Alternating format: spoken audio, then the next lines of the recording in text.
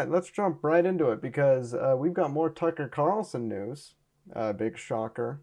So Tucker Carlson has announced that he's got a new news show, apparently. So let's watch it. Hey, it's Tucker Carlson. You often hear people say the news is full of lies, but most of the time that's not exactly right. Much of what you see on television or read the New York Times is in fact true in the literal sense. It could pass one of the media's own fact checks. Lawyers would be willing to sign off on it. In fact, they may have. But that doesn't make it true. It's not true. At the most basic level, the news you consume is a lie of the stealthiest and most insidious kind. Facts have been withheld on purpose, along with proportion and perspective. You are being manipulated. How does that work? Let's see. If I tell you that a man has been unjustly arrested for armed robbery, that is not, strictly speaking, a lie. The Joe Biden administration has made the green M&M less sexy.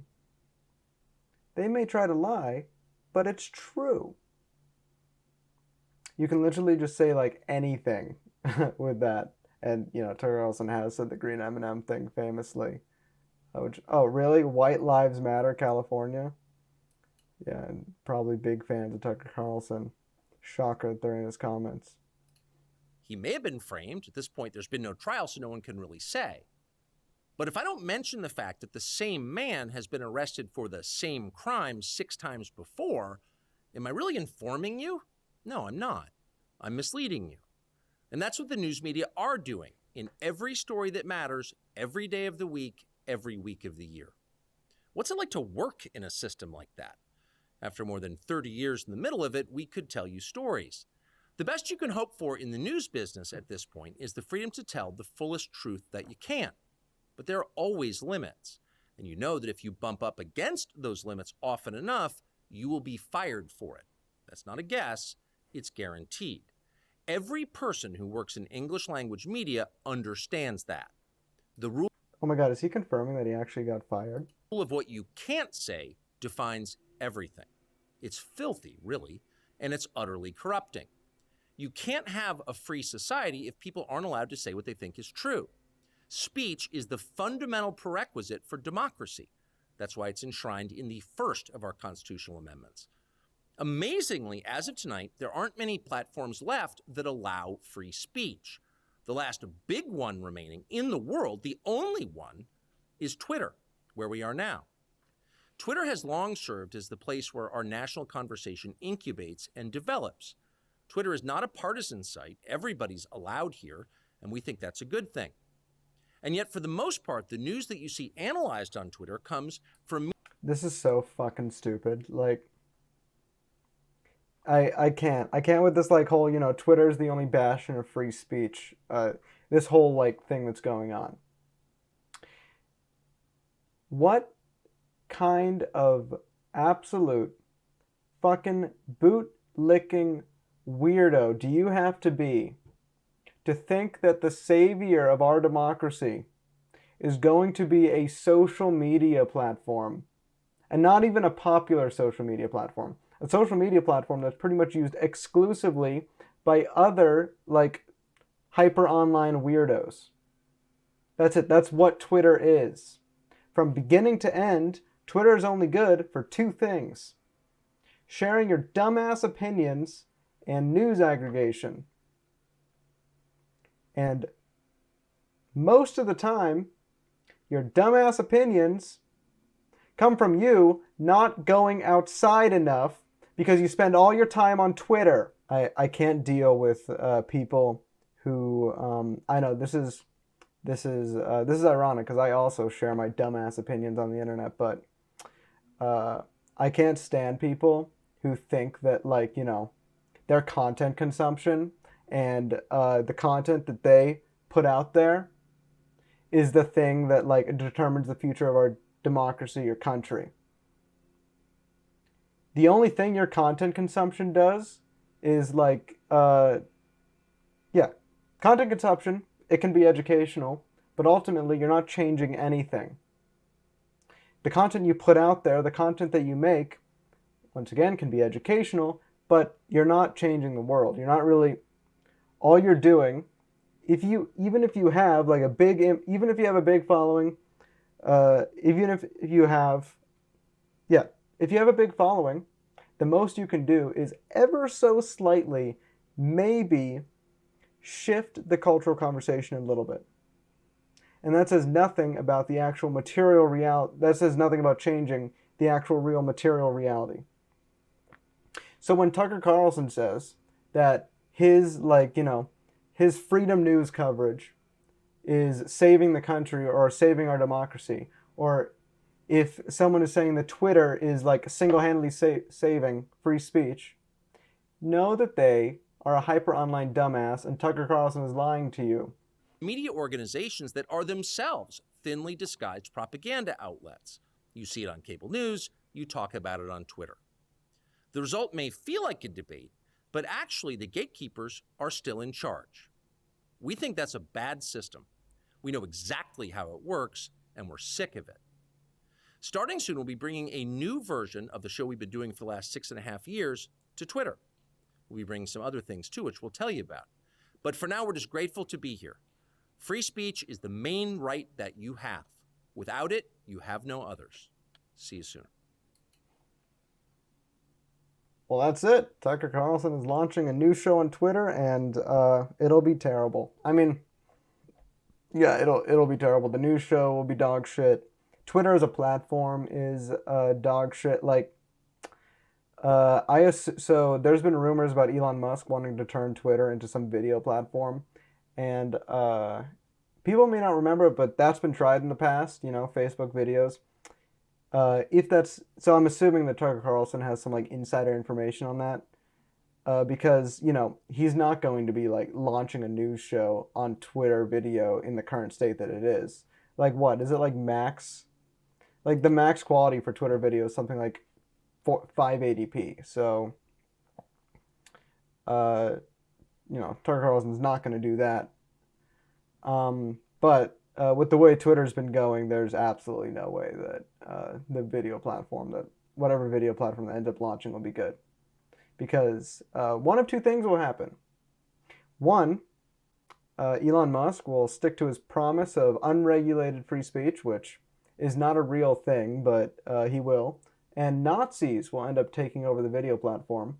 Same thing happened to all of those other unregulated free speech platforms. And before you know it, you'll have like Nick Fuentes on there talking about how he's going to be like the Latino savior of the white race. Or Elon Musk is going to launch a video platform. That Nazi thing is going to happen, and then he's going to be like, oh shit, we got to regulate this. Then he's going to regulate it. He actually also already started regulating Twitter.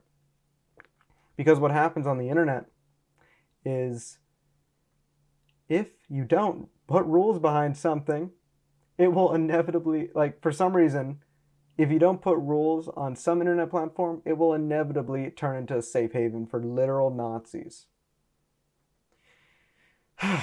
So yeah, that's like all Twitter is becoming. Yeah, so really weird how ever since Elon Musk took over Twitter, the amount of like anti-Semitic, homophobic, racist speech has like spiked up, and Twitter's actually been recently moderating it, so now it's going down. But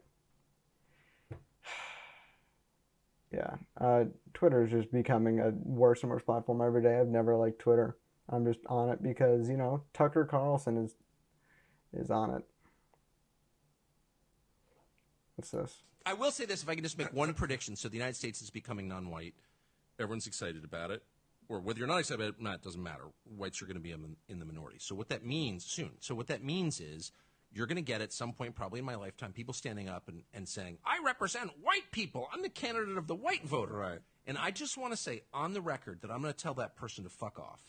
Because nobody speaks. I'm an adult man, and nobody speaks for me because he shares the same skin color as me. Like, I just reject that entire idea. If I agree with you, I'll let you speak for me, and if I don't, I won't.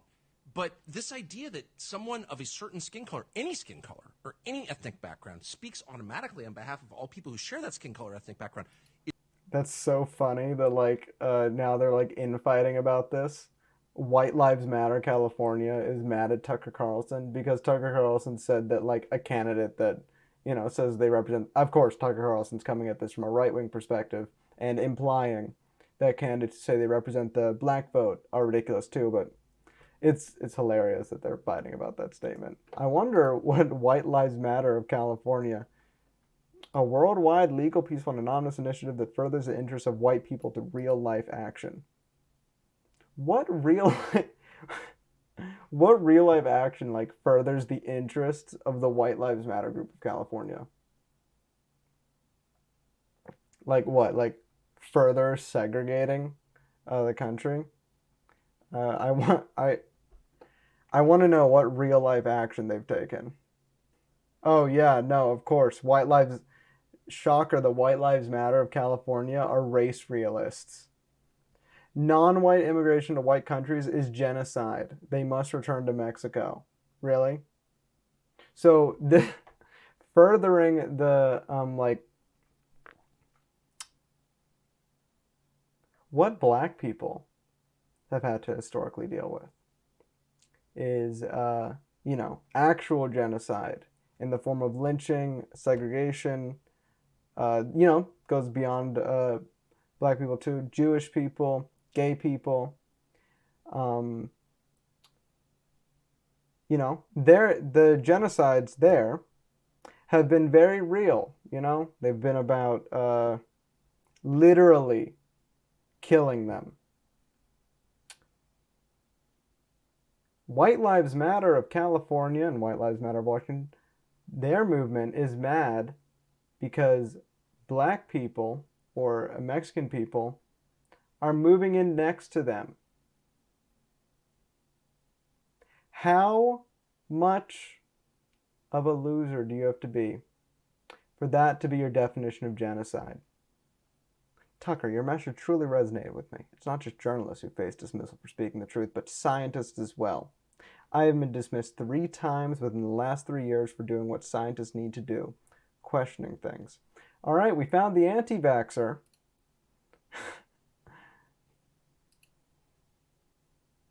Oh my God, is this guy a... Oh my God. Is this person like, he pushes supplements. Of course he does. Wow, a big shocker that the the Tucker Carlson fan doctor sells supplements.